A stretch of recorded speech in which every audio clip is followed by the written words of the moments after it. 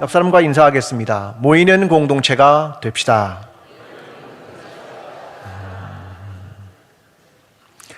네, 오늘은 사순절 셋째 주일입니다. 십자가의 길에 선 사람들은 십자가를 질 수 있나? 라는 조금 긴 제목으로 여러분과 함께 말씀을 나누도록 하겠습니다. 제가 예전에 살고 있던 아파트에는 굉장히 큰 잔디밭이 하나 있었습니다. 근데 그 잔디밭 주변으로 이렇게 길이 동그랗게 있었고요. 그 길을 통해 갈 수 있는 장소는 한 4군데 정도로 나뉘어져 있었습니다. 근데 한 장소에서 다른 장소로 이동하려면 잔디밭이 너무 크다 보니까 이렇게 빙 돌아서 갈 수밖에 없는 그런 상황에 늘 놓이게 되었습니다. 바로 저쪽으로 가면 되는데 잔디밭이 너무 크니까 이렇게 빙 돌아가야 되는 상황이죠. 언젠가부터였을까? 한 사람이 잔디밭을 가로지르기 시작했습니다. 그 사람은 울타리를 넘어 잔디밭 안으로 들어갔고 잔디 보호라는 푯말을 지나 그 길을 지나갔습니다. 또 한 사람이 그리로 지나갔겠지요. 그리고 그 다음 사람도. 점점 사람들이 잔디밭 위로 걸어간 길의 횟수가 늘어나면서 이것이 점점 길처럼 보이기 시작했습니다. 점점 진해지고 마치 길이 되는 것처럼 말입니다. 몇 달이 지났을까요? 관리사무소에서 거기에 시멘트를 붓기 시작했습니다. 그 잔디밭이 드디어 가로지르는 길이 되었습니다. 본래 길이란 사람들이 많이 걸어 다니면 길이 되는 법입니다. 그래서 길은 사람들이 많이 다니는 장소이기도 합니다. 그런데 가만히 생각해 보면 처음에 그 길을 걸었던 사람은 어떤 사람이었을까? 또다시 그 길을 간 사람은 어떤 사람이었을까? 이런 생각을 해보았습니다. 그 사람은 짧은 길을 좋아하는 사람인가? 아니면 효율성이라는 것을 더 생각하는 사람인가? 거기에 잔디 보호라고는 푯말에도 아랑곳하지 않고 길을 갈 수 있는 사람인가?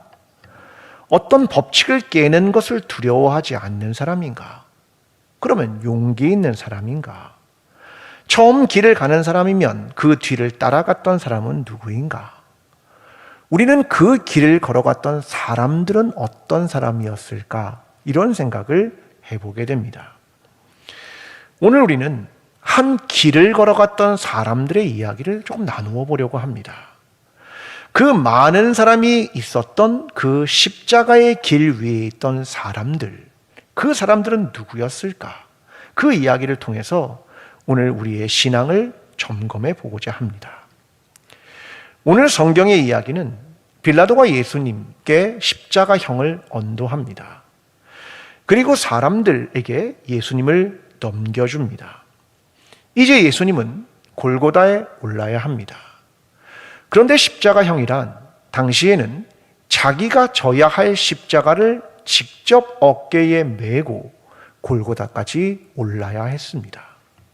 예수님도 역시 다르지 않았습니다. 자기가 져야 할 십자가를 어깨에 메고 골고다로 향했습니다. 그런데 옆에 있던 군사가 꽤 답답했던 모양입니다. 속도가 나지 않았는지, 자꾸 넘어졌는지. 그는 길 옆에 선 한 사람을 부릅니다. 그 사람이 구레네 사람 시몬입니다. 그에게 대신 십자가를 지게 하고 예수의 뒤를 따르게 합니다. 이번에는 또 다른 사람들이 보입니다. 가슴을 치며 우는 여인들입니다. 그들이 예수님의 뒤를 따라갑니다. 예수님은 그녀들을 보고 이렇게 말씀하십니다. 나를 위해 울지 말고 너희와 너희의 자녀들을 위해 울라. 주님은 그 길 끝에서 골고다에 오르셨고 십자가에 못 박혔습니다. 그 아래는 구경하는 백성들과 관리들이 있었습니다. 관리들은 그리스도이면 너를 구원하라고 비웃고 군인들은 유대인의 왕이면 너를 구원하라고 조롱했다는 내용이 오늘 본문 전체의 내용입니다. 십자가의 길, 이 길은 빌라도의 법정에서부터 출발하여 골고다까지 이르는 길을 십자가의 길이라고 부릅니다. 이것을 라틴어로 비아 도로로사라고 부릅니다. 슬픔의 길, 고난의 길, 이렇게 부르는 이 길은 오늘날론 안토니오 요새, 그러니까 과거의 빌라도의 법정으로부터 골고다가 있는 성묘교회, 거기까지가 바로 약 800m 되는 정도의 거리가 되는 이 길이 바로 십자가의 길입니다. 오늘도 사람들은 그 길을 순례하겠지요. 그 길을 걸으며 예수 그리스도를 묵상할 것입니다. 과연 그렇게 하면 우리는 십자가를 지는 것인가? 과연 어떻게 하는 것이 십자가를 지는 것이고 예수 그리스도의 길을 따라가는 것인가? 오늘 그 이야기를 사람들을 통해 나누어 보려고 하는 것입니다. 오늘 본문에는 그동안 한 번도 듣도 보도 못했던 한 사람이 등장합니다. 구레네 사람 시몬입니다. 본문 26절입니다. 그들이 예수를 끌고 갈 때에 시몬이라는 구레네 사람이 시골에서 오는 것을 붙들어 그에게 십자가를 지워 예수를 따르게 하더라.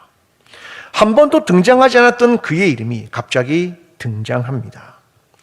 아마도 사형 집행자가 더 이상 예수는 십자가를 질 수 없다고 판단했던 모양입니다. 그래서 구레네 사람을 부른 겁니다. 구레네, 이곳은 아프리카 북동부에 있는 한 지명의 이름입니다. 그곳에 있었던 사람이었습니다. 그런데 그가 예루살렘에 왔습니다. 아마도 추측해 보걸 때 예루살렘에는 구레네 사람들의 회당이 존재했습니다. 또 이 기간은 유월절의 기간이지요.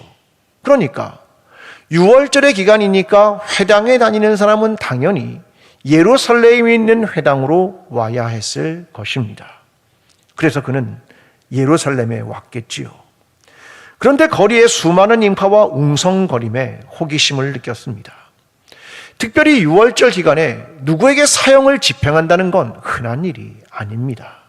잘 이해되지 않는 일이었습니다. 그도 한 구경꾼으로 섭니다.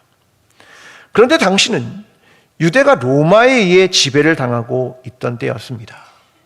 로마는 피정복민에게 어떤 일이든 강요할 수 있었습니다. 징집이 가능했다, 그 말이죠. 어떻게 하냐면 로마의 병사가 날이 없는 창으로 사람의 어깨를 툭 칩니다. 그러면 그는 무조건 시키는 일을 해야 합니다. 그게 징집의 표시입니다. 로마의 병사는 길 옆에 서 있던 구레네 사람의 시몬의 어깨를 그 창으로 툭 칩니다. 네가 대신 십자가를 져라, 그런 말입니다. 우리는 이 이야기 속에서 두 가지 정도를 생각해 볼 수 있다고 생각합니다. 첫째는 구레네 시몬과 예수님과의 관계입니다. 유월절하는 절기에 예루살렘에 있는 구레네의 회당에 온 사람입니다. 그러나 그는 예수님을 알지 못합니다. 예수님과 어떤 관계도 없습니다. 우리가 여기서 반복되는 말, 회당, 유월절, 예루살렘. 어쩌면 이것이 대단히 종교적인 내용인데 문제는 예수님과 어떤 관계도 그가 없었다는 사실입니다. 우리로 비교하자면 이런 거죠. 우리는 신앙을 가지고 있습니까? 기독교인입니까? 교회를 다닙니까? 우리의 부모님은 오래전부터 신앙생활을 했습니까? 나는 예수 그리스도를 믿음으로 이 땅을 성공적으로 살고 싶습니까? 아니면 죽어서 천국에 가고 싶습니까? 근데 이런 모든 신앙이라고 말하는 행위들이 예수 그리스도와 어떤 관계가 있느냐는 겁니다. 여러분, 예수 그리스도의 제자가 되기를 원하십니까? 자기를 부인하고 자기 십자가를 지고 그 길을 따르기를 원하시는 겁니까? 아니면 종교 생활을 원하시는 겁니까? 두 번째 단어가 있습니다. 억지로라는 단어입니다. 마태와 마가와 요한은 모두 구레네 시몬에 대한 이야기를 쓸 때 이 억지로라는 단어를 포함시킵니다. 마가복음 15장 21절, 마침 알렉산더와 루포의 아버지인 구레네 사람 시몬이 시골로부터 와서 지나가는데 그들이 그를 억지로 같이 가게 하여 예수의 십자가를 지우고, 억지로, 로마의 군병도 억지로 십자가를 그에게 지우고 구레네 사람 시몬도 억지로 십자가를 집니다. 내 마음이 원하지 않았다, 그 말이겠지요. 억지로. 나는 억지로 하는 일이 우리 가운데 있는 것은 아닙니까? 고린도후서 9장 7절은 이렇게 말합니다. 각각 그 마음에 정한 대로 할 것이요 인색함으로나 억지로 하지 말지니 하나님은 즐겨내는 자를 사랑하시느니라. 우리의 신앙은 주님을 사랑하기 때문입니까? 아니면 억지로 하는 의무감입니까? 이슬람이라는 종교는 구원을 받는데 5가지를 실천해야만 합니다. 첫째, 신앙 고백. 둘째, 하루에 5번 하는 메카를 향한 기도. 세 번째, 라마단 기간의 단식. 네 번째, 가난한 자들을 향한 자선과 구제. 5번째는 성지 메카의 순례입니다. 평생 반복적으로 이 일을 해야 합니다. 의무적으로 이걸 해야 합니다. 그래야 구원을 받는 겁니다. 그래서 그들은 하루에도 5번씩 메카를 향해 기도합니다. 왜요? 의무니까. 그래야 구원을 받으니까. 생각해 보십시오. 의무로 하는 종교가 더 수준 높은 종교입니까? 아니면 마음으로부터 하는 종교가 수준 높은 종교입니까? 의무입니까?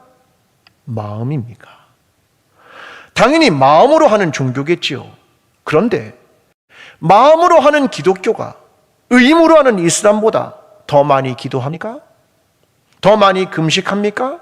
더 많이 가난한 자들을 구제합니까? 마음으로부터 한다는 건 무엇입니까? 주님이 가르쳐주신 계명의 핵심은 이것입니다. 마가복음 12장. 내 마음을 다하고 목숨을 다하고 뜻을 다하고 힘을 다하여 주 너의 하나님을 사랑하라 하신 것이요. 둘째는 이것이니 내 이웃을 내 자신같이 사랑하라 하신 것이라. 이보다 더 큰 계명이 없느니라. 성경은 우리에게 말합니다. 마음을 다하고 목숨을 다하고 뜻을 다하고 힘을 다하여 하나님과 이웃을 사랑하라.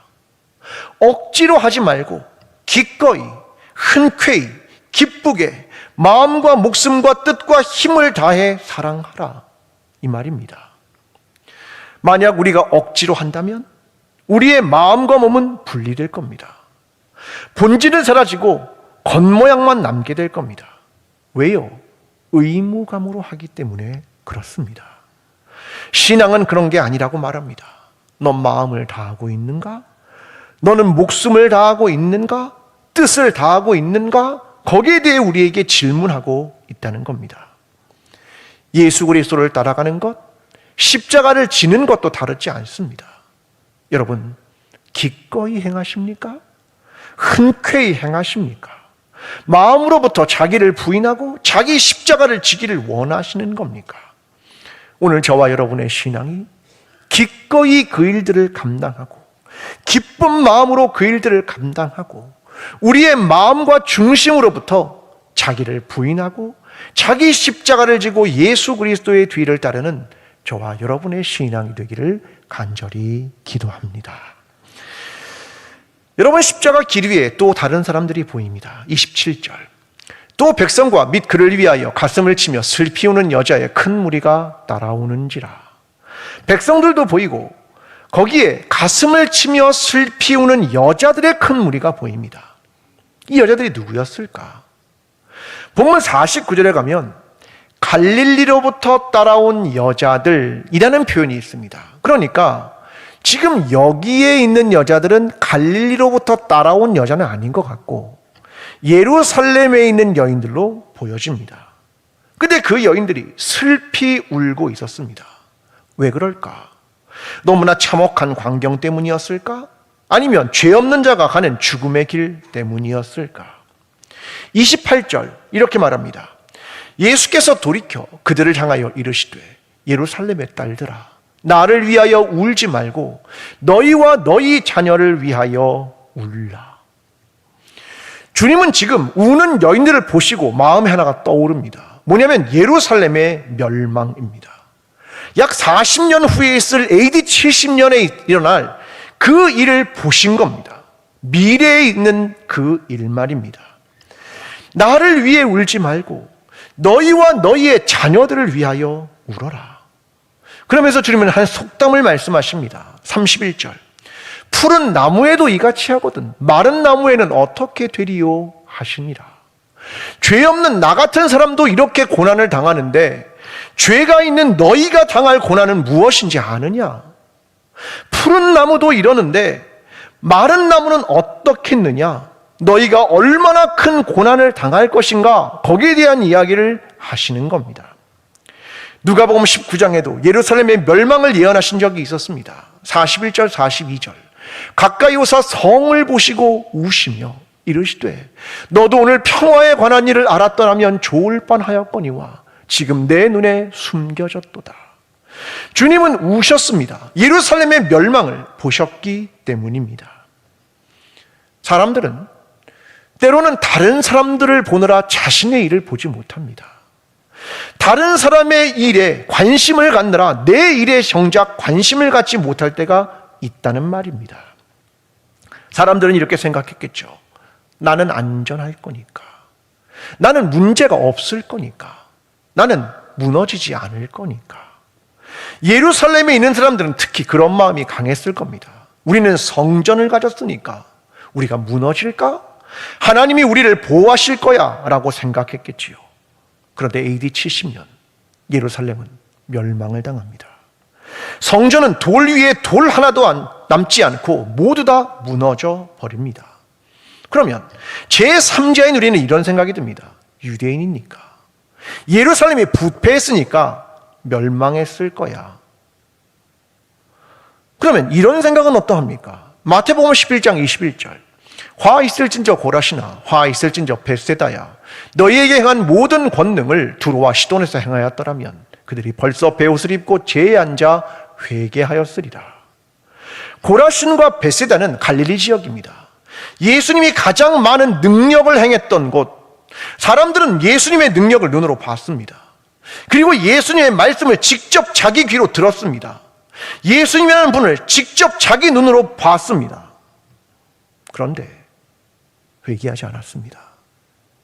주님은 그래서 고라신과 벳세다에 대하여 말씀하시는 겁니다. 우리는 주님을 직접 보고 그가 직접 말하는 걸 들으면 그의 능력 행함을 보면 내가 돌아올 거라고 생각합니다. 아닙니다. 직접 봤던 사람도 돌아오지 않았습니다. 오늘 우리는 어떠합니까? 내가 원하면 설교를 유튜브에서 얼마든지 들을 수 있습니다.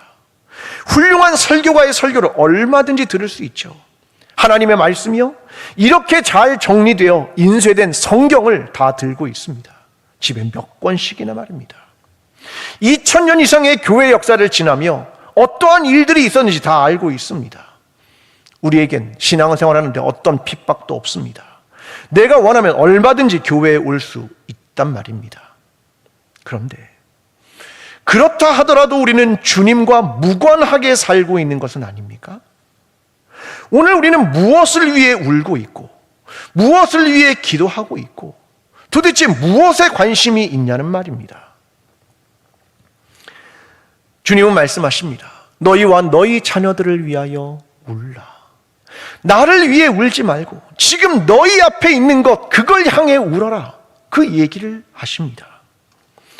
우리는 알고 있습니다. 한국교회가 추락할 거라는 걸. 우리의 다음 세대가 사라질 거라는 걸 우리는 알고 있습니다. 그래서 눈물을 흘리십니까? 우리는 어떤 일을 행하고 있습니까? 어떤 땀을 흘리고 있습니까? 타자에게 신경 쓰느라 오늘 우리가 지금 어떤 위치와 상황에 있는지를 자꾸 모르고 있는 것 아닙니까? 한국교회는 어떠합니까? 성령의 공동체입니까? 제도화되고 경직되어 있지는 않습니까? 교회는 같은 사람끼리, 같은 직장에 모이는 사람끼리 모이는 길드입니까? 아니면 서로 다른 사람들이 모이는 성령 안에서의 하나 되는 교회입니까? 우리의 예배는 형식적입니까? 아니면 마음과 몸을 다하고 있는 겁니까? 우리의 기도는 차별이라는 것을 말하는 바리새인의 기도는 아닙니까? 아니면 가슴을 치는 세리의 기도입니까? 우리의 섬김은 제사장과 레위인의 행동 같은 겁니까? 아니면 사마리아인의 행동 같은 겁니까? 우리는 우리 자신을 봐야 합니다. 한국교회 중고등부는 10년 전보다 40%가 줄었습니다. 영유아부가 없는 교회는 전체 한국교회의 79%, 유초등부가 10명 이하인 교회가 53%, 중등부가 없는 교회가 47%, 고등부가 없는 교회가 48%. 2030년이 되면 교회 학교의 90%가 사라질 거라는 것이 전망입니다. 우리 교회는 어떠합니까? 제가 온 10년 전, 10년이 흘렀습니다. 3분의 1이 사라졌습니다. 우리 교회 영유아부의 교사는 장년 교사가 7명, 중등부 학생들이 9명입니다. 이상하지 않습니까? 중등부 학생들이 봉사하는 건 대단히 고무적인 일입니다. 그런데 장년들보다 중등부 학생 교사가 더 많습니다. 그러면 어른들은 어떤 생각을 하고 있는 겁니까? 우리의 자녀들 고등학생이 되면 학원에 보내느라 예배가 뒷전으로 밀립니다. 여러분, 우리의 자녀들 어떠합니까? 아마 여기 있는 항존직 자녀들도 교회를 떠난 사람이 많겠지요. 왜요? 신앙이 앞서지 않고 성공이 더 앞섰기 때문은 아니었겠습니까? 도대체 우리는 다음 세대에 대해 무엇을 하고 있는 것입니까? 오늘의 어른들은 우리의 신앙의 전술을 그렇게 생각하고 있으면서 무엇을 위해 기도하고 무엇을 위해 울고 있는 것입니까? 주님은 오늘 십자가의 길을 걷는다고 말하는 그리스도인에게 이렇게 말씀하십니다. 나를 위하여 울지 말고 너희와 너희의 자녀들을 위하여 울라. 한국교회의 타락과 다음 세대의 몰락을 봅니다. 여러분, 그런 시간이 안 올 것 같습니까? 다 옵니다. 그러면 우리는 어떻게 해야 할 것인가? 라는 것이겠지요.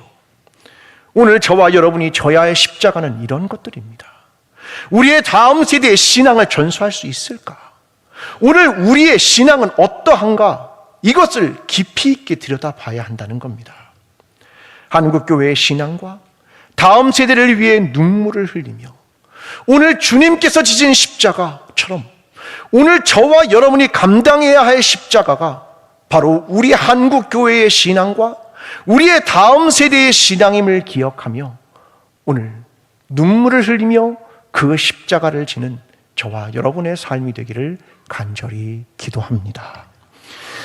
여러분, 세 번째는 주님의 십자가에 누구보다 가까이 선 사람들이 있었습니다. 35절. 백성은 서서 구경하는데 관리들은 비웃어 이르되 저가 남을 구원하였으니 만일 하나님이 택하신 자 그리스도이면 자신도 구원할지어다 하고, 누구보다 가까이 있는 관리들은 비웃고 백성들은 구경합니다. 36절 37절. 군인들도 희롱하면서 나와 신포도주를 주며 이르되 내가 만일 유대인의 왕이면 내가 너를 구원하라 하더라. 군인들은 희롱합니다. 누구보다 가까이 섰던 그 사람들이, 십자가 바로 앞에 있던 그들이 주님을 조롱하고 비웃고 희롱합니다. 원래 조롱하고 비웃는 것은 마귀가 예수님을 시험할 때 했던 겁니다. 누가복음 4장 3절. 마귀가 이르되 내가 만일 하나님의 아들이거든. 다 조롱하는 겁니다. 예수님의 고향 사람들도 역시 드러납니다. 누가복음 4장 23절 세번역으로 읽습니다. 너희는 틀림없이 의사야 내 병이나 고쳐라 하는 속담을 내게다 끌어대면서 우리가 들은 대로 당신이 가버나움에서 했다는 모든 일을 여기 당신의 고향에서도 해보시오 하고 말하려고 한다. 고향에서도 주님은 조롱을 당했습니다. 마귀에게도, 고향에서도, 십자가 아래에서도. 평생 주님은 마지막 순간까지 조롱을 당하십니다. 내가 구원자냐? 내가 그리스도냐? 내가 왕이냐? 사람들은 조롱합니다. 이유는 이거죠. 난 능력이 있고, 난 지혜가 있고, 난 뛰어나고, 나는 뭔가를 좌지우지할 수 있지. 누군가를 무시하고 조롱하면서 자기는 더 돋보이려 하는 것은 아니겠습니까? 타자는 죄인처럼 멸시하고 자기는 거룩한 사람처럼 말입니다. 여러분, 십자가를 진다는 건 정말 무엇일까요? 고린도전서 1장 18절. 십자가의 도가 멸망하는 자들에게 미련한 것이요. 여러분, 십자가를 지는 건 어쩌면 미련한 것입니다. 사람들은 이렇게 말하겠지요. 너의 능력을 증명해봐. 너의 지혜를 증명해봐. 조롱하고 멸시할 겁니다. 자기보다 못한 존재처럼 비웃습니다. 그런데 성경의 진리는 이것입니다. 누가복음 9장. 누구든지 제 목숨을 구원하고자 하면 잃을 것이요. 누구든지 나를 위하여 제 목숨을 잃으면 구원하리라. 너는 네 목숨을 잃어라. 너의 이름, 너의 이익, 너의 명예 잃어라. 미련한 자가 되고 어리석은 자가 된다. 이게 십자가다. 이 얘기를 하고 있습니다. 참 아이러니하게도 이 관리들의 한 말 속에 진리가 담겨 있습니다. 하나님이 택하신 자 그리스도이면, 조롱하는 말 속에 진리가 담겨 있습니다. 내가 하나님이 택하신 자 그리스도이면, 군인들의 한 말도 내가 유대인의 왕이면, 이 조롱하는 말 속에 진리가 담겨 있습니다. 하나님이 변화산상에서 아들이신 예수 그리스도에 했던 말이 바로 그 똑같은 말입니다. 누가복음 9장 35절. 구름 속에 소리가 나서 이르되 이는 나의 아들 곧 택함을 받은 자니 너희는 그의 말을 들으라. 택함을 받은 자다. 이건 하나님이 예수 그리스도께 했던 말입니다. 하나님의 아들로 택함을 받은 자, 그 사람이 된다라고 하는 겁니다. 여러분, 택함을 받는다는 말은 참 중요한 말입니다. 하나님이 선택하셨다, 그런 말입니다. 그런데 우리가 사는 세계에서 택함을 받았다는 건 이런 말이죠. 넌 특별하니까 택했어. 그러면서 그는 택하고 누군가는 배제합니다. 이게 선택, 택함, 그런 말입니다. 그런데 하나님의 선택은 다릅니다. 누군가를 거부하는 것이 아니라 포함시키는 거죠. 독특함으로 인해 받아들인다는 것이고, 특별하기 때문이 아니라 긍휼로 인한 선택, 이것이 하나님의 선택입니다. 우리는 누군가를 조롱하고 누군가를 비난하는 사람이 아니라 어떻게 긍휼히 여기며 그를 포함시키고 그에게 하나님의 긍휼을 베풀 것인가, 그것이 관심이어야 한다, 그런 말입니다. 저와 아내는 첫째 아이를 임신하게 되었을 때 병원을 갔습니다. 산부인과에 가게 되었죠. 갔더니 간호사가 이렇게 얘기합니다. 지금쯤은요, 기형아 검사를 해야 됩니다. 그러시더라고요. 그때가 기형아 검사를 해야 될 쯤 되었다 봅니다. 근데 제가 이렇게 말했습니다. 기형아 검사를 안 받겠습니다. 네? 왜 기형아 검사를 안 받습니까? 이유는 이렇지요. 이 아이에게 기형아 검사를 해서 기형아가 나오면 유산시킬 겁니까? 우리는 안 그럴 겁니다. 기형아 검사를 해서 기형아가 나와도 아이를 낳을 거고, 기형아가 아니어도 아이를 낳을 겁니다. 근데 기형아 검사가 무슨 의미가 있단 말입니까? 그렇게 대답을 했더니 간호사가 이상한 얼굴로 저를 쳐다봅니다. 당연히 해야 하는 기형아 검사를 안 받겠다는 거죠. 여러분, 중요한 건 뭡니까? 생명이란 하나님께서 주신 것, 하나님의 선택을 받은 생명, 긍휼히 여겨야 하는 생명, 그런 것이라는 말입니다. 주님이 우리를 그렇게 생각해 주고, 우리도 우리를 그렇게 생각하고, 우리도 타자를 그렇게 생각하고, 이것이 선택받았다라는 말입니다. 우리는 그렇게 살아가야 한다, 그 말입니다. 여러분, 길이란 많은 사람들이 걷는 곳입니다. 근데 길 위에 있다고 해서 모든 사람이 똑같은 생각을 하진 않습니다. 그럴 필요도 없습니다. 많은 사람들처럼 똑같이 할 필요도 없습니다.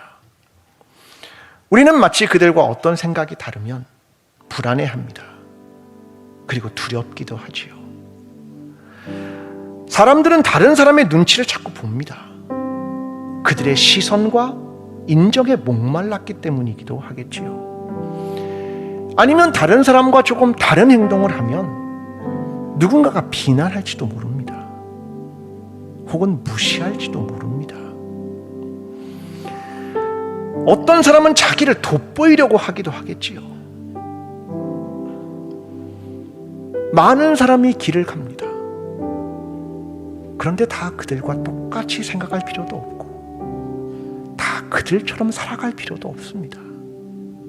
우리는 하나님의 택함을 받은 자, 하나님의 사랑을 받은 자, 그 사람들임을 잊지 않아야 하고, 그리스도인은 다른 삶과 다른 결정들을 해가도 전혀 문제가 없습니다.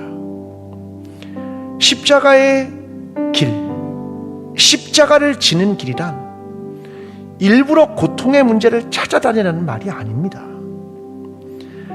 우리의 삶에서 찾아오는 작은 가시 같은 일들, 작은 고난들, 사실 얼마나 많습니까? 여러분, 그런데 고난을 찾아다니시겠습니까? 그것으로 충분하지요. 대신 나에게 찾아오는 상처, 거절, 두려움, 고통, 그것을 인정하고 받아들이십시오. 그것을 숨기려 하거나 단절시키지 마시고 그리스도의 십자가 앞으로 가져가십시오. 주님과 함께 연결되고 주님과 함께 연합하십시오. 신앙이란 그렇게 예수 그리스도의 십자가를 붙드는 것이고, 주님이 나를 위해 십자가를 지신 것을 기억하고 나도 그 고난을 기꺼이 감수하고 가는 겁니다. 오늘 이것이 십자가의 길에 들어선 사람들의 삶이어야 한다는 얘기입니다. 사랑하는 성도 여러분, 예수 그리스도의 십자가를 깊이 묵상하고 주님께서 우리를 얼마나 사랑하시고 택하셨는가를 기억하며 우리의 마음을 다해, 힘을 다해, 뜻을 다해, 중심을 다해 하나님을 사랑하고 우리의 이웃을 사랑하는 저와 여러분의 신앙이 되기를 간절히 축원합니다.